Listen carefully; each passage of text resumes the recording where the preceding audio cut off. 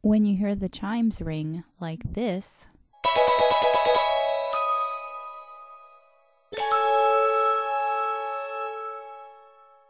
turn the page. Just kidding.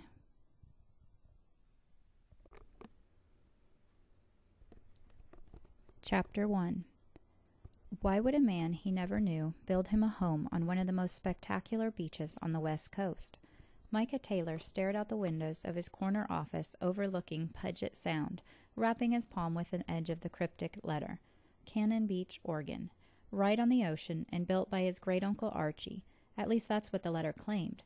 But of all the towns up and down Highway 101, why there? A place that repulsed him. A place he cherished. Both at the same time. Fate wouldn't be that cruel.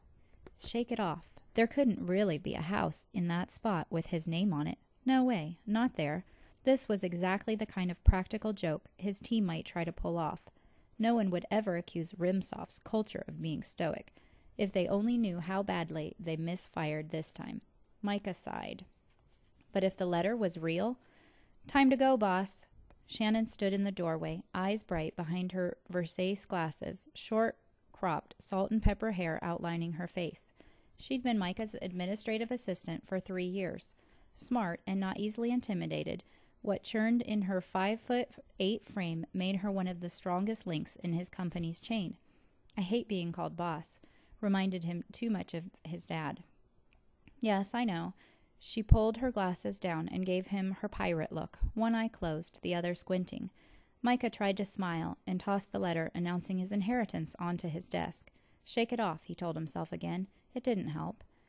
You all right? Yeah, great. He grabbed his notebook and wagged his finger at Shannon as they walked out of his office. You shouldn't call someone boss when you're almost old enough to be their much older sister. Right, Micah said, as they fell into step and marched down the halls of Rimsoft. Normally he loved Fridays. The creativity his team poured out was astonishing. If employing people better than yourself were an Olympic event, Micah would be swimming in gold. But today wasn't a regular Friday. Today, a bizarre letter sat on his desk, trying to dredge up memories he'd buried forever. As they turned the final corner on the way to the conference room, Kelly Kay, one of Micah's more talented programmers, approached.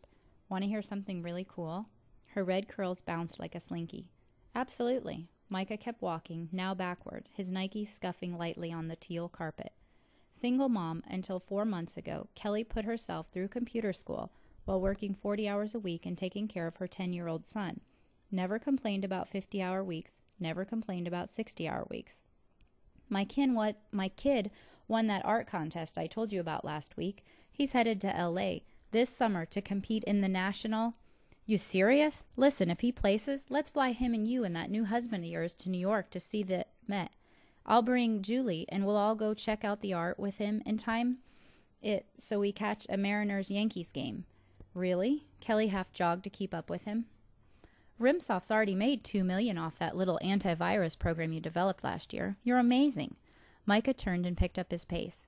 Shannon picked up hers, too, her white Adidas running shoes helping in the effort. He couldn't believe this was the same woman who showed up her first day wearing 3-inch heels and a business suit straight out of uptight dresses for corporate America.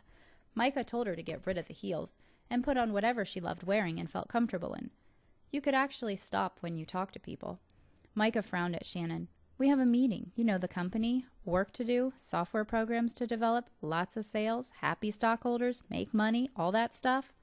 He brushed past a lush, broadleaf Dracaena plant and walked faster. You're not exactly yourself this morning. I got a lot on my mind. They just want more time with you, Micah, to know you like them. I like everyone, but to be sure, let's get out an email that says, From Micah Taylor, to you, I like you. I really, really like you. He pushed open the conference room door and held it for Shannon. He returned her glare with a forced smile.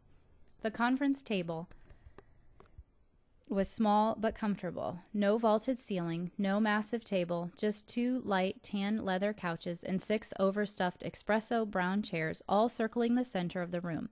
Rimsoft's version of Camelot. The room wasn't designed for ego. It was crafted for efficiency. The couches held 2 people each. On one couch sat Micah's head of legal, with his jet black hair and John Lennon glasses.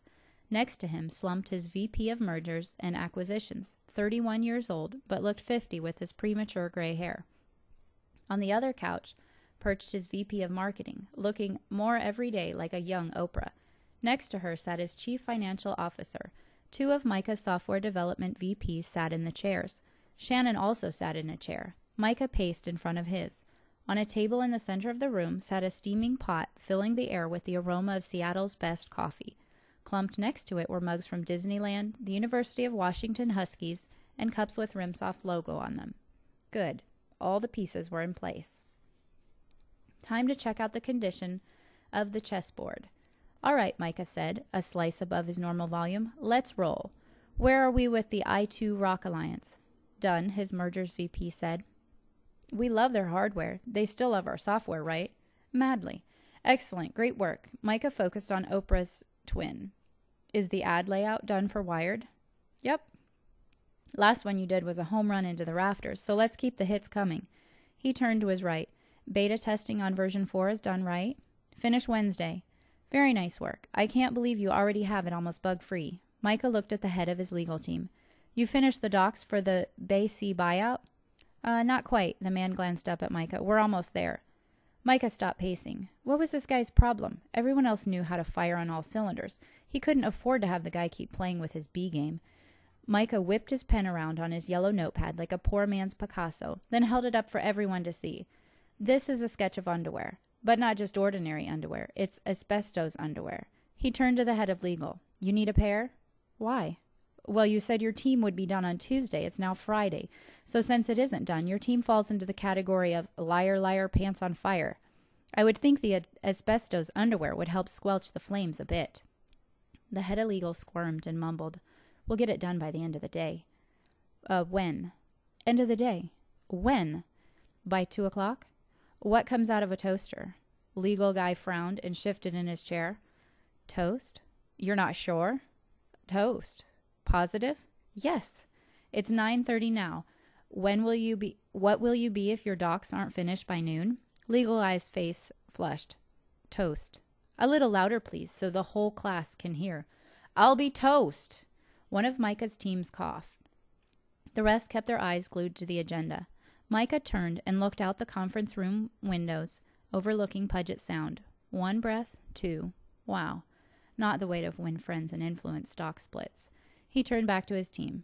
Okay, let's move on. A half hour later, Micah glanced at each member of his team. Thank you for 2 things. First, for being good enough at what you do that this company could no doubt survive without me. Second, for not being so good there's no room left for my input. He grabbed his notebook and strode toward the door. Too harsh in there on Mr. Always Late Legal? Probably. Micah sighed. Definitely. Where did that stuff come from? He rolled his eyes. Micah knew precisely where it came from. Cannon Beach. Shannon stepped into the hallway just ahead of him and clipped down the hall like a speed walker. In 2 bounds, Micah caught up to her. Hey, slow down. She walked faster and didn't respond. You've got that Micah was a jerk look again. She looked up at him with a thin-lipped smile. It's only the first time this year. You're improving. They walked 7 paces in silence. I was trying to make a point with a little humor. That's not who I really am. Oh? 4 more paces. You're right. I was a Royal Platinum certified jerk in there, he whispered. His face grew warm as he fingered the scar on his left palm. It's just some realities about life have stuck with me, whether I wanted them to or not. So you weren't always this way from birth? Not always. Only since he was 9. He looked down as he gave his head a tiny shake. 0, zilch, nada. That's what you'll always be, kid. The rest of the scene, the torn jersey, the humiliation, the message tried to surface, but Micah slammed the vault to his heart shut and the memory vanished.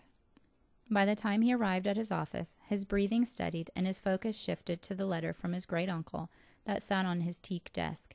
Micah picked it up and flopped into his black leather chair.